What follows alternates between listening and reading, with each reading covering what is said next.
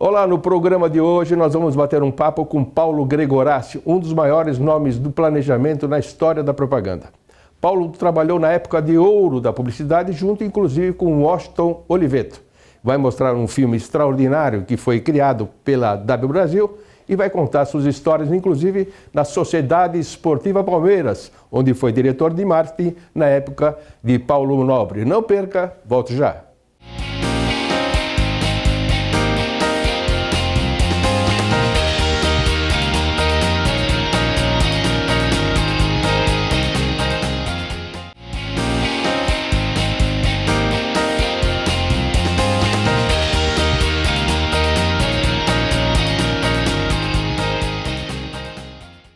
Olá, como eu disse na abertura, tenho um grande prazer de receber aqui um amigo publicitário palmeirense como eu, Paulo Gregorassi. Paulinho, obrigado por ter vindo aqui no nosso programa, viu? É um prazer te receber. Prazer é meu, Décio. É muito gostoso estar batendo esse papo com você, ainda mais que você é palmeirense, né?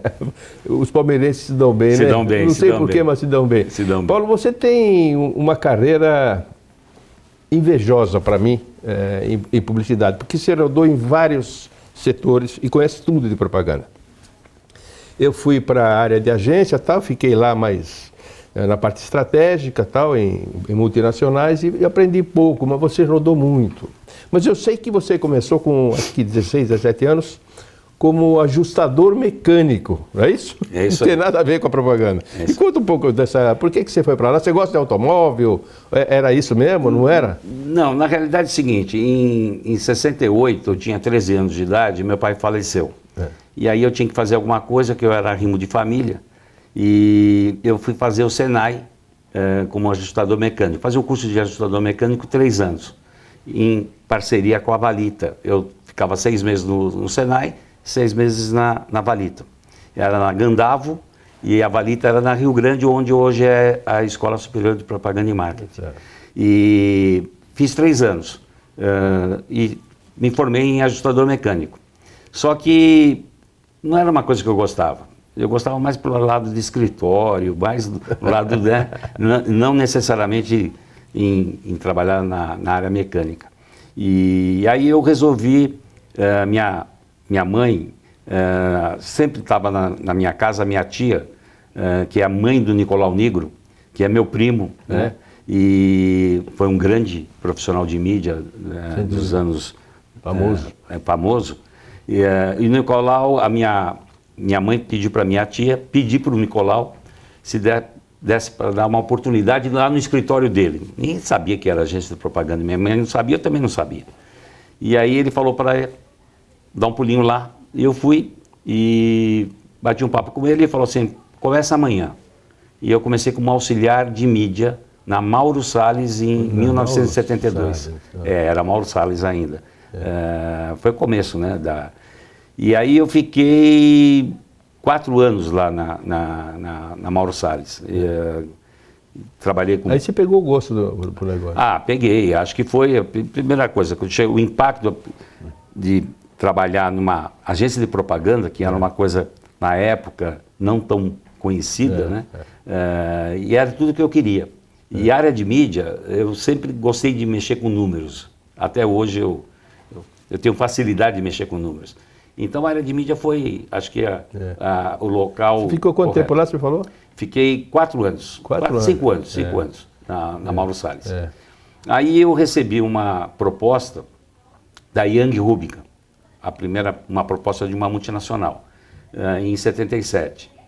Fui chamado pelo Marco Antônio Xisco, que era o diretor de mídia na época, para ser supervisor de mídia. Ali foi também um momento muito importante, porque ele me delegou tocar um departamento pequeno, tinha 3 pessoas, mas eu ia ser o supervisor da área de mídia, né, em 77.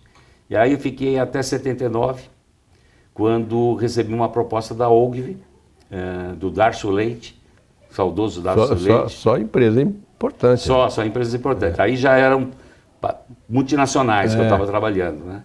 E aí, em 79, recebi essa proposta para ser planejador de mídia. Trabalhei com grandes contas, na época Philips, na época GC Lever, né, que depois virou Unilever, como planejador de mídia. Até que em 81... A GC Leve tinha também um grande departamento de mídia, ou não? Tinha. O Anco... Imagino a relação da agência com eles, né? Todos entendidos. Sim, talvez tenha sido um dos pioneiros ali, uma das empresas pioneiras a ter um departamento de mídia dentro do cliente, né? E valia a pena? Você não tinha assim, algum conflito, assim, não, por aqui, por aí, alguma discussão? Não, acho que foi muito saudável, né? Porque você tinha técnicos do outro lado também, então fazer com que você também subisse o sarrafo em termos de trabalho, né? Você tratava com o profissional de marketing para aprovar as campanhas e tinha o profissional de mídia junto que você discutia se aquela estratégia era melhor, etc. Né? Então foi muito interessante esse E que ano foi isso, você falou? Em 79. Em 81, eu recebi uma proposta do presidente da Léo Burnett, que tinha sido meu presidente na Yang. Então ele viu meu trabalho na Yang, Nadim Safuri, também faleceu nos Estados Unidos. Era um libanês, um cara muito legal, um cara muito inteligente, e ele fez uma proposta que eu assumisse a direção de mídia em 1981 da Léo Burnett, lá na Baronesa de Itu, numa casa do século retrasado, né? Não é mais do passado, do retrasado. E ali foi a grande oportunidade, porque eu tinha 25 anos, talvez eu tenha sido o profissional de mídia mais jovem a assumir uma multinacional, com 25 anos, e eu fiquei 14 anos na Léo Burnett, porque na Léo Burnett, de diretor de mídia, eu passei a vice-presidente de mídia, vice-presidente de mídia e atendimento, vice-presidente de operações. Então, tirando a área de criação, que não é minha área, eu praticamente trabalhei em todas as áreas dentro da agência. Isso até 1994. Né?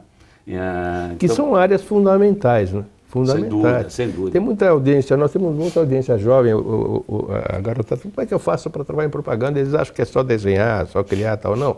Tem essa área de planejamento que é fundamental para que a publicidade dê certo. Né? Eu acho, inclusive, que ganhou muita notoriedade, tanto o planejamento como a mídia, hoje, inclusive, com tecnologia e dados. Então, é uma coisa muito importante. A criação continua sendo muito importante, né? Porque a grande ideia ainda é o que diferencia os produtos.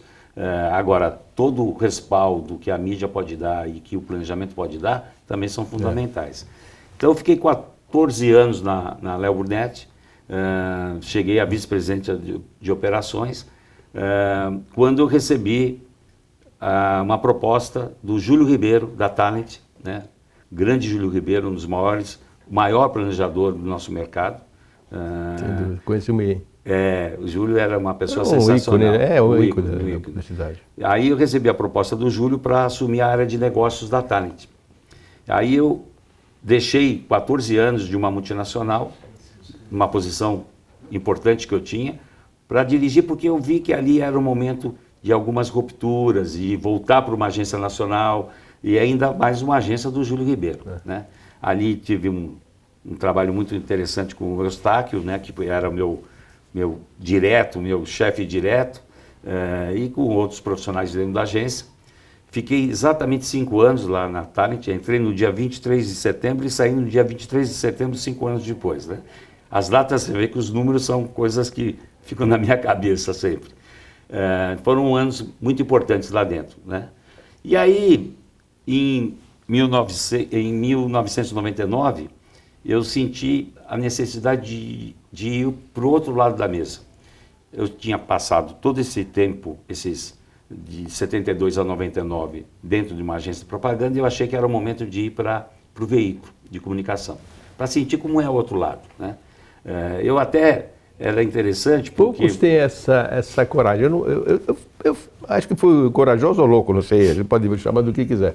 Mas é fundamental ter experiência em vários setores de uma profissão que você ama, né? Você é profissional. Mas você sabe que a razão de eu ter ido para lá, eu me apaixonei de ter ido para o outro lado, porque eu tinha uma palestra que foi solicitada, quando eu estava na Talent, pela APP, me solicitou uma palestra em 1995.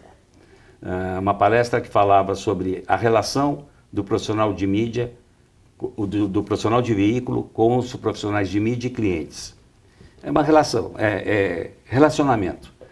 E eu fiz essa palestra, né? Uma palestra pequenininha, de 3 slides, no auditório da Editora Abril na época. E essa palestra, de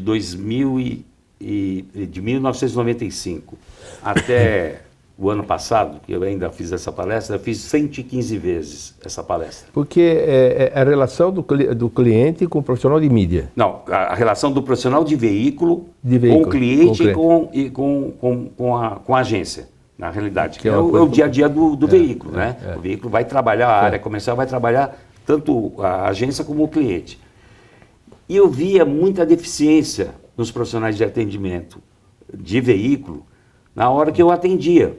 Eu falava, poxa vida, mas o argumento que ele está usando não é o argumento correto que eu faria. Eu atacaria nesse ponto, né? Me atacaria nesse ponto, né? Planejamento. Exatamente. E aí eu fiz 115 vezes essa palestra, ao longo de 20 anos, menos. Fez um pouco de sucesso, 115 vezes? Fiz por todos os veículos praticamente no Brasil, me pediram para fazer, viajei o Brasil todo, só para a área comercial dos veículos, porque era exatamente dar insumos para essa área comercial, como eles deveriam tratar o profissional de mídia, né? Porque eu aprendi isso do lado de cá, como profissional de mídia. E aquilo começou a me dar na cabeça o seguinte, por que você não vai para o outro lado e tenta implantar? Porque falar é fácil, né? Na teoria tudo é fácil, mas na hora de implantar que é mais difícil. Aí eu recebi uma proposta em 1999, do Marcos de Vosken, na época presidente da Editora Globo, de ir para lá assumir a área comercial e a área de marketing. Tem tudo a ver, né? Você estava já ensinando essa relação. E aí, quando eu fui fazer a entrevista com ele, não foi uma conversa só de, olha, o que a gente vai te oferecer e tal.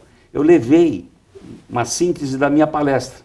Eu abri 3 slides para ele em cima da mesa e falei, olha, eu viria para cá, independente da proposta, fazer isso. Se eu puder fazer isso, investir em informação, porque os veículos normalmente, quando vão às agências, não têm informação, então é a venda simplesmente pela venda, isso hoje em dia não.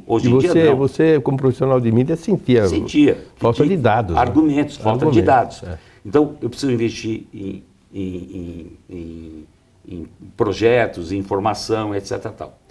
O Marcos de Vosken pegou, virou o papel e falou, te dou tudo isso, faço a proposta e você pode fazer tudo isso dentro da editora. Aí eu fui para lá. Eu diria para você que daquilo que eu imaginava na teoria, 70% na prática eu consegui fazer isso na Editora Globo. Era tudo que você sentia falta quando você era só de mídia. Exatamente. Né? Você era dono e conhecia uma base de dados muito grande. Quando chegava no comercial, ele usava pouco. Talvez usasse os relacionamentos para vender, alguma coisa, menos vender a tecnicidade do negócio. Exatamente. Você aplicar dinheiro na televisão, no rádio, no jornal, seja o que for, tem que ter dados característicos com o perfil do seu produto, né? Ou serviço. É exatamente isso. Você sentiu isso e conseguiu fazer as duas coisas. Exato. E, inclusive, eu fiz um projeto projeto junto com a GV Consult, que é um braço da Fundação Getúlio Vargas, de analisar 8 segmentos da economia, a relação desses 8 segmentos da economia, o que ia acontecer nos próximos anos. Estou falando em 2000. Naquela época, estava começando a aparecer as teles no Brasil. E lá já se falava que ia ter uma convergência, ia fundir teles. Então, todo esse material dos 8 segmentos que movem a economia, a gente fez uma análise profunda, pagamos por isso que eu tinha que ter o aval do presidente, porque tinha que ter um investimento, nada é de graça.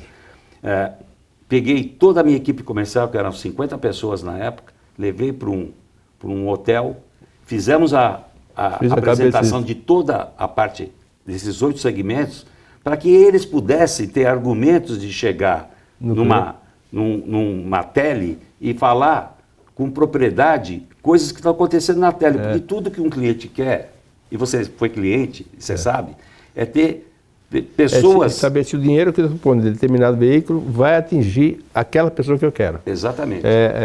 Ou seja, você acho que foi o pioneiro nisso, porque antes era a venda, não, eu conheço, sou amigo, essa coisa não. Talvez, não sei se eu fui o pioneiro, mas eu tentei achar um caminho de qualificar a minha equipe comercial para eles poderem vender com mais propriedade. E tudo isso era em função da palestra, porque eu falava da palestra que o profissional de atendimento de veículo, a área comercial, tem que conhecer o negócio do cliente. Tanto quanto a agência, ou até mais. Né? Pé na rua, vamos conhecer como funciona o supermercado, para poder, na hora que conversar com o diretor de marketing daquele supermercado, você ter argumentos de falar, olha, está acontecendo isso. Pouco se utilizava desse tipo de proposta. Olha, a conversa, quando é boa, passa rápido. Os primeiros 15 minutos já se encerraram, mas eu queria dizer, nós temos uma audiência muito jovem. Né? Eu quero trabalhar em propaganda, você recebe muito e-mail, muita mensagem e tal, eu quero desenhar, mas a área de planejamento é fundamental para o cliente saber onde vai aplicar o dinheiro, com tecnicidade, com expondo os dados exatamente para dar o tiro certo. Né? A pontaria tem que acertar, senão não vende, não é isso? Não, sem dúvida. Hoje a informação, o banco de dados e tecnologia andam juntos. Hoje a importância de cada vez mais você ter certeza no investimento que você está fazendo. Né? E para isso você tem que ter dados e tem que ter informação. Então, os primeiros 15 minutos, como eu te disse, já se esgotaram. Acompanhe Paulo Gregorassi, o maior homem profissional de planejamento de mídia do Brasil, na minha opinião. É o craque mesmo. Até já.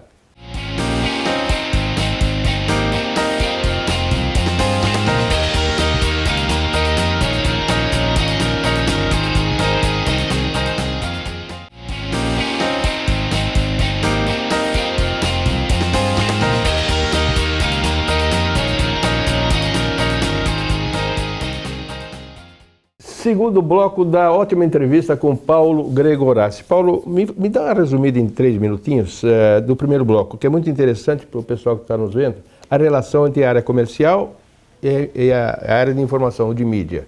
Então, da realidade da Editora Globo, quando eu assumi essa área comercial e a área de marketing, na área comercial, o objetivo era realmente qualificar a equipe comercial no sentido de poder ter instrumentos e ter ferramentas para melhor vender os títulos da Editora Globo, né? E acho que a gente conseguiu isso, fazia parte daquela minha palestra, e a gente conseguiu, porque houve um investimento da editora nesse sentido, e a gente conseguiu qualificar, melhorar, porque a gente tinha um competidor na época muito grande, que era a Editora Abril, e a Editora Globo, que era muito pequena em relação à Editora Abril, tinha que se sobressair na hora de venda, né?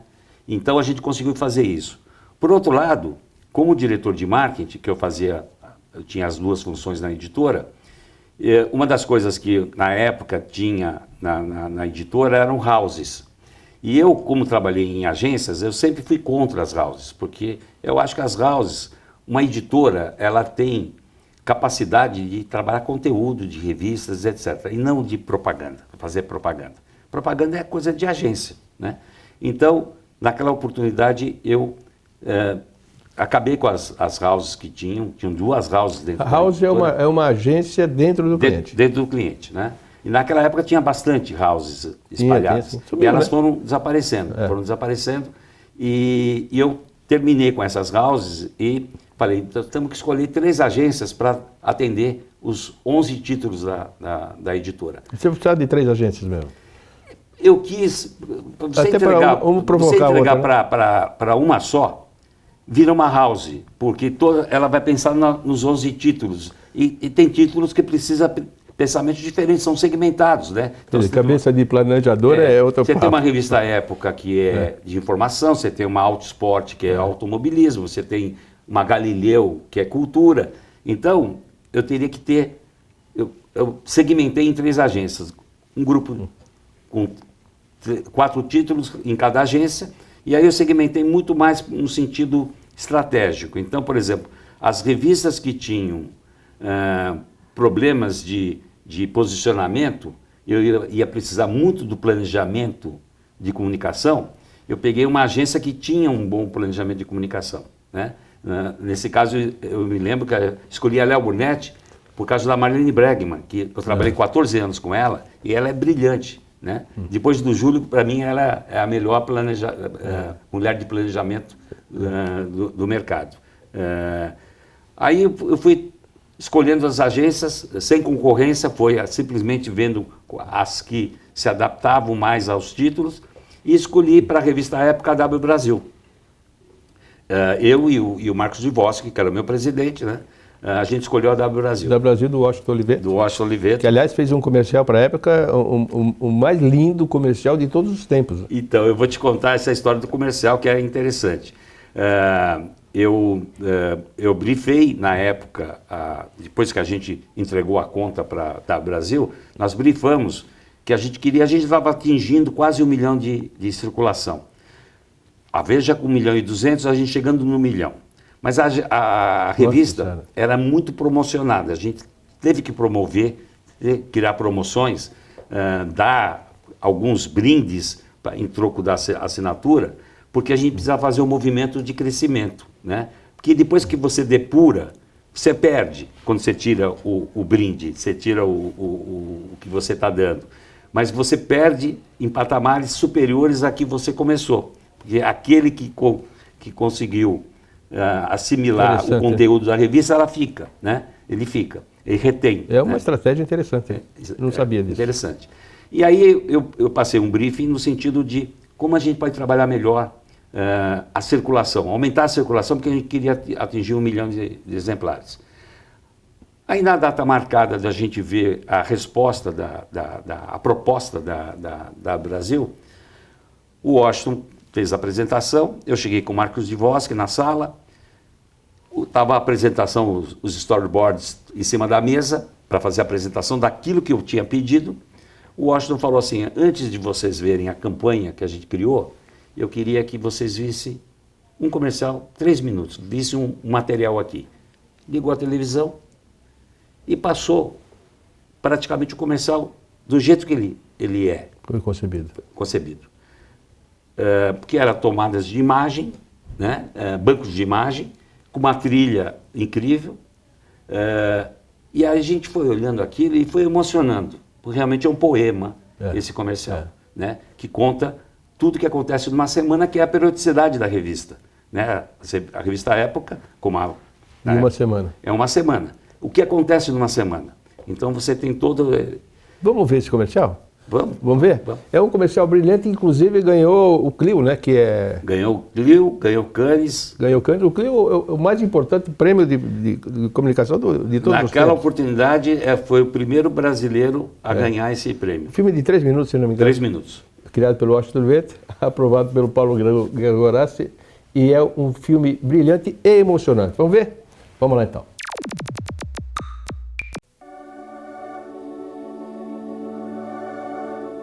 Para um preso, menos 7 dias. Para um doente,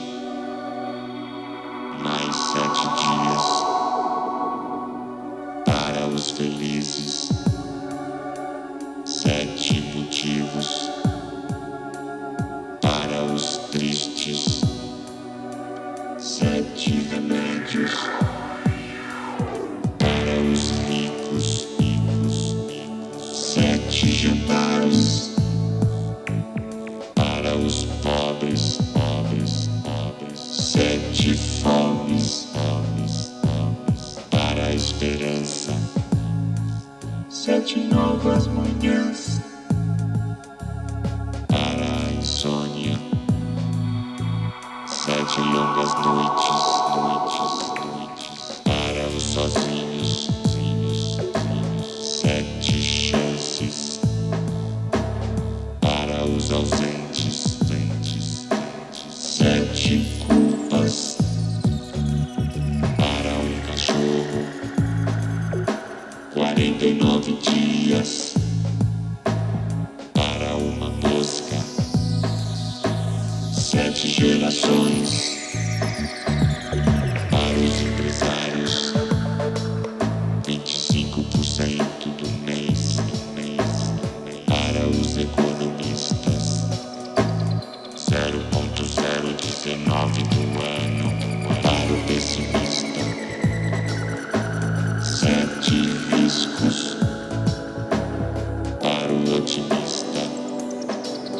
sete oportunidades para a terra, sete voltas para o pescador,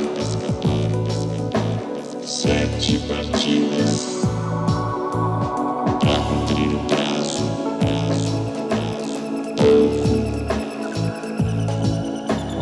para criar o mundo o suficiente para uma gripe, a cura para uma rosa, a morte para a história, nada para a época, tudo.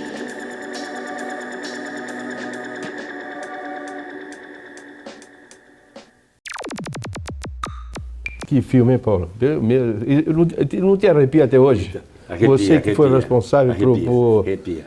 pela conta, né? Pelo cliente. Na verdade, é assim, quando a gente viu esse filme, terminou o filme, a gente não tinha muitas palavras, né? Eu olhei para o Marcos Dvorsky e falei uma coisa que, como cliente, né? Primeira vez que eu estava sendo cliente, eu falei, pode orçar, né?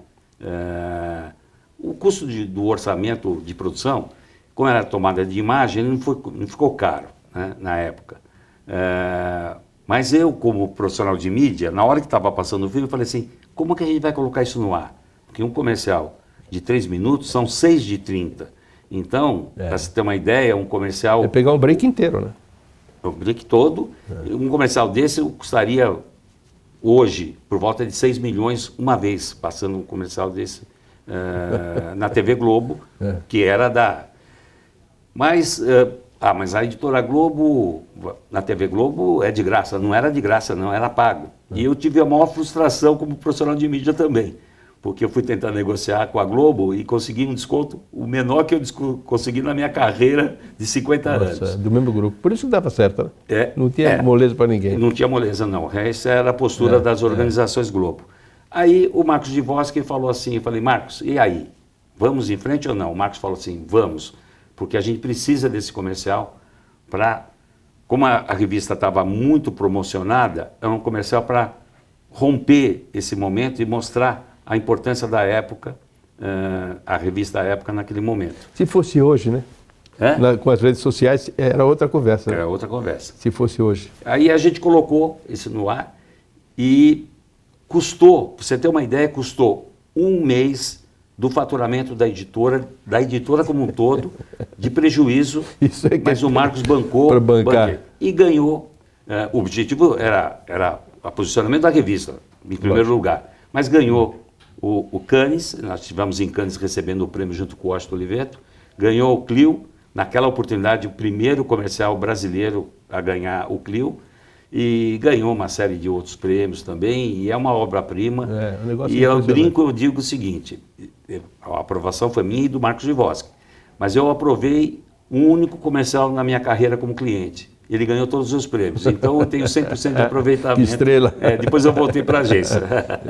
Olha, Paulo, a tua carreira é realmente fantástica. Eu queria falar agora de outra paixão sua, do Palmeiras. Você foi diretor de marketing do Palmeiras, né?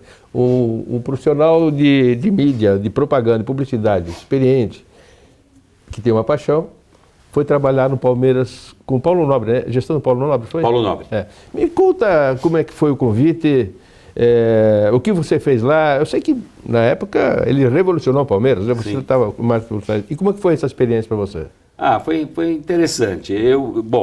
Minha paixão, o Palmeiras, porque meu avô, ele ajudou a fundar o Palestra Itália. Meu avô deu tijolos para construir o Palestra Itália.